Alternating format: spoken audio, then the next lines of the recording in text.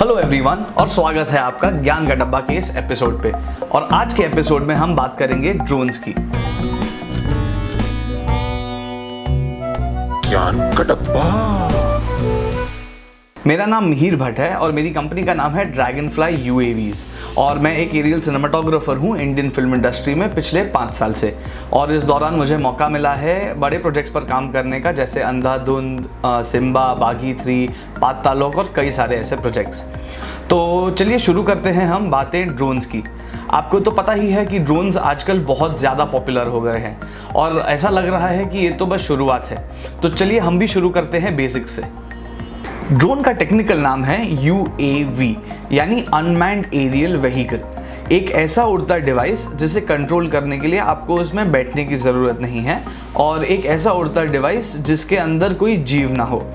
Drones में 2 basic categories होती है, एक होता है फिक्स्ड विंग और एक होता है मल्टी रोटर। पहले बात करते हैं फिक्स्ड विंग की। फिक्स्ड विंग एग्जैक्टली हमारे कमर्शियल एयरलाइनर्स जैसा होता है और उसे भी ज़मीन पे से कंट्रोल किया जाता है द्वारा कोई रेडियो कंट्रोल या तो कोई सॉफ्टवेयर। पर इसके ज़्यादा डिटेल्स में हम आज नहीं जाएंगे और आगे बढ़ते हैं मल्टी रोटर्स की तरफ। मल्टी यानी एक से ज़्यादा और रोटर यानी एक मोटर जिसके ऊपर प्रोपेलर या ब्लेड्स लगी हुई हो। मल्टी रोटर का फंडा कुछ ऐसा है कि जब 2 रोटर लगी हो उसे कहते हैं बाइकॉप्टर, जब 3 रोटर लगी हो उसे कहते हैं ट्राइकॉप्टर, जब 4 रोटर्स लगे हो उसे कहते हैं क्वाडकॉप्टर और जब 6 रोटर्स लगे हो उसे कहते हैं हेक्साकॉप्टर और जब 8 रोटर्स लगे हो उसे कहते हैं ऑक्टाकॉप्टर। पर सबसे ज़्यादा पॉपुलर मेरे ख्याल से है क्वाडकॉप्टर, जो ज़्यादातर मूवीज़ और लाइव इवेंट्स और शादियों में यूज़ किया जाता है। अब ये थे बेसिक टाइप ऑफ ड्रोन्स और हम आज जिसके बारे में ज़्यादा डिटेल में बात करेंगे वो है क्वाडकॉप्टर्स। वो इसलिए क्योंकि यही ज़्यादा पॉपुलर है और लोग भी जब मैं समझाऊंगा तो उससे ज़्यादा रिलेट कर पाएंगे। जैसा कि मैंने आपसे कहा, क्वाडकॉप्टर एक 4 रोटर वाला ड्रोन होता है। ये 4 रोटर्स और इलेक्ट्रॉनिक्स मिलकर ड्रोन को उड़ाते हैं। तो चलिए हम देखते हैं part by part, component by component, हर एक इलेक्ट्रॉनिक्स का क्या काम है और कैसे ये सब मिलके ड्रोन को उड़ाते हैं। बट याद रखिए ये सारी चीज़ें बेसिक है और ये सब शुरुआत में सीखने के लिए हैं और हर ड्रोन में ये चीज़ सेम होना ज़रूरी नहीं है। सबसे पहला कंपोनेंट है radio controller. Radio controller basically आपके वीडियो गेम के रिमोट जैसा ही होता है और इसमें 2 जॉयस्टिक्स का पेयर होता है। अब इन जॉयस्टिक्स को मूव करने से आप ये सेम मूवमेंट ड्रोन में रेसिप्रोकेट कर सकते हैं, जैसे कि ऊपर नीचे जाना, आगे पीछे जाना, लेफ्ट राइट जाना, ये सारे मूवमेंट्स आप रेडियो कंट्रोलर से ही कंट्रोल करते हैं। अगला कंपोनेंट है फ्लाइट कंट्रोलर।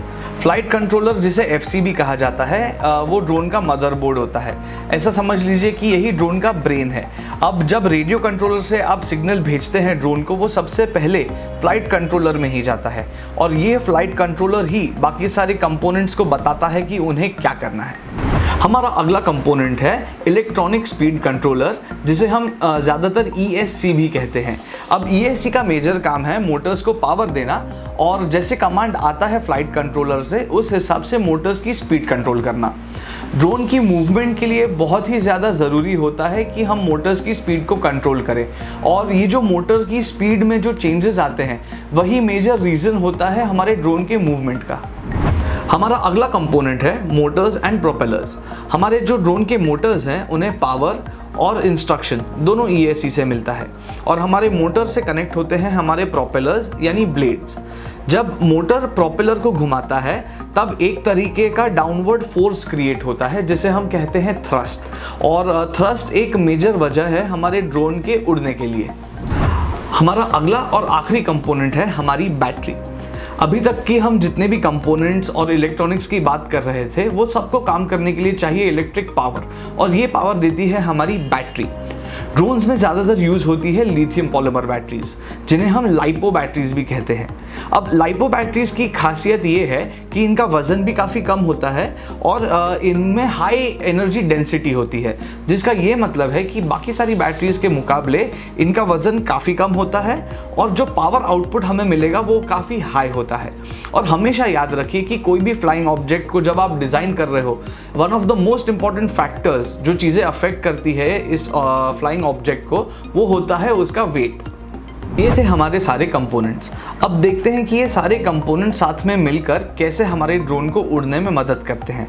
और इसके लिए हम शुरू करेंगे हमारे रेडियो कंट्रोलर से। रेडियो कंट्रोल की जॉयस्टिक्स को जब आप ऑपरेट करते हैं तो वो एक सिग्नल जनरेट करते हैं और उसे ट्रांसमिट करते हैं हमारे ड्रोन पर लगे हुए फ्लाइट कंट्रोलर को। फ्लाइट कंट्रोलर ये सिग्नल एनालाइज करता है, समझता है कि आपको क्या करवाना है ड्रोन से, और वही सिग्नल आगे भेजता है ESC को।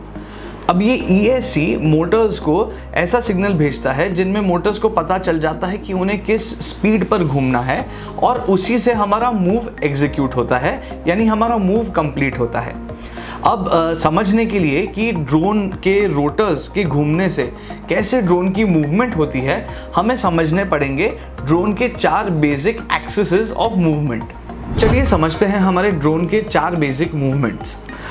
सबसे पहला मूवमेंट है अप एंड डाउन मूवमेंट। इसमें हमारे चारों मोटर्स एक ही स्पीड पर रोटेट करते हैं।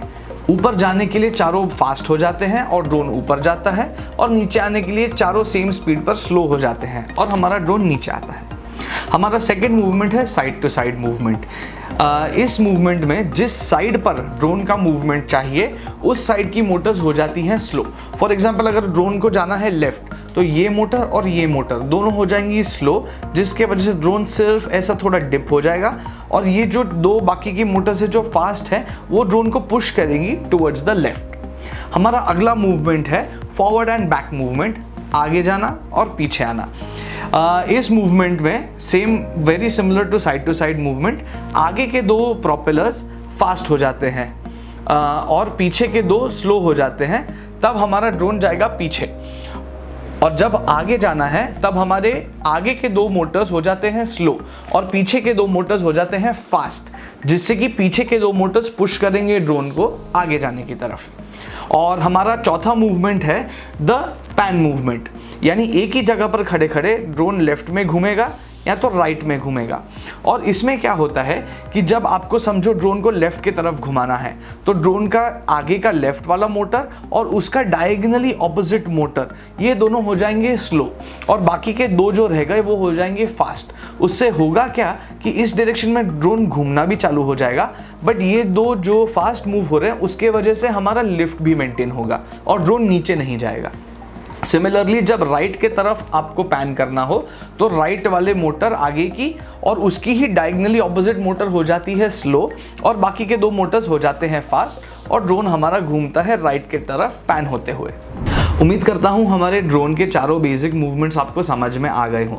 ये चारों मूवमेंट्स जब कॉम्बिनेशन में यूज़ होते हैं तब बनता है एक तगड़ा सिनेमैटिक शॉट, बट उसकी बात हम करेंगे हमारे अगले वीडियो में। और आज का वीडियो ख़त्म करते हैं, बट ख़त्म करने के पहले मैं आपको एक चीज़ बताना चाहूँगा दोस्तों। आजकल बहुत सारे छोटे छोटे इंस्टीट्यूट्स और ऑर्गेनाइजेशंस खुल गए हैं जो दावा करते हैं कि वो आपको ड्रोन उड़ाना सिखाएंगे और आपको लाइसेंस भी देंगे। मैं आपको ये कहना चाहता हूँ कि अभी तक हमारे गवर्नमेंट ने, इंडियन गवर्नमेंट ने अभी तक ड्रोन्स को लीगलाइज नहीं किया है और ना ही कोई लाइसेंसेस इशू कर रहा है। तो प्लीज़ ध्यान रखिए ऐसे फर्जी ऑर्गेनाइजेशंस और इंस्टीट्यूशंस का, क्योंकि वो लोग भी आपको यही सिखा रहे हैं जो मैं आपको फ्री में घर पे बैठे सिखा रहा हूँ। और मैं आपको दावा देता हूँ कि ड्रोन उड़ाना ज़रा भी मुश्किल नहीं है, आपको इन ऑर्गेनाइजेशंस के पास जाने की ज़रूरत नहीं है। आई होप आज का हमारा वीडियो आपके काम आया हो। तब तक आप सुरक्षित रहिए, सोशली डिस्टेंट रहिए और प्लीज़ हमारा चैनल सब्सक्राइब करिए।